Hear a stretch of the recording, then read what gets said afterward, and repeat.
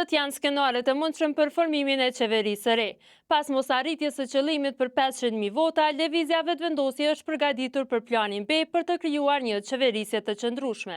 Kryeparlamentari në detyrë Glauq Konjufca ka shpjeguar dy skenare të mundshëm për formimin e qeverisë së re të Kosovës. Skenari i parë sipas tij është një qeveri e shkurtër që do ta drejtojë vendin deri në zgjedhjen e presidentit, ose skenari tjetër, një qeveri më e fortë që ka mundësinë ta zgjedhë edhe presidentin. Konjufca tha se është e pamundur që të mos krijohet një koalicion që të sigurojë mazhorancën e nevojshme me 61 vota për të formuar qeverinë.